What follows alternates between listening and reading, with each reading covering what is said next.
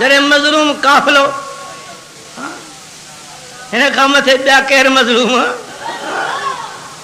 मदीने शरीफ मां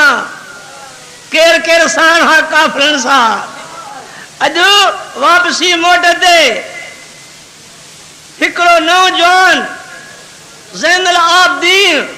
इबादत करण वारनि जो सिंगार असांजो हकीकी मुर्शिद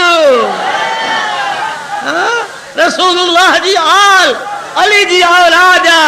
वो काफिले सां साण आहे शहर वारा निकिरी आया हुसैन जो काफिलो अचे थो पियो अल्लाह अल्लाह जॾहिं मज़लूम काफिलो शहर में पहुतो आहे न उन काफिले में हुसैन आहे न उन काफिले में अली अकबर आहे न उन काफिले में अब्बास आहे न बीबी ज़ैनब जा बचड़ा आहिनि अल्लाह अल्लाह न उन काफिले में मासूम असगर आहे बीबी शहरबान जी झोली खाली लगी पई आहे अल्लाह अल्लाह वसियत हुसैन जी मदीने पाक पहुचो त घर पांजे रहण जो नाने जे रोज़ ते वञी सारो अहवाल इस शाह जो ॿुधाइजो इहो काफ़िलो हरम शरीफ खां मस्जिद नबी जे दर ते उठ हुशान था बीबी ज़ैनब अल्लाह अल्लाह अॻ में आहे बीबी शहरबानो आहे वो मासूम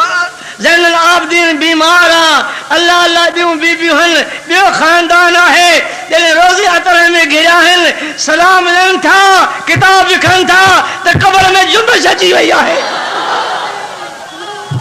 इन पासे खां क़बर जे मथां बीबी ज़ैनब किरी पई आहे हेॾो शहरबानो किरी पई आहे हेॾो आबिद क़बर खे भाकुर पाए रोए थो नाना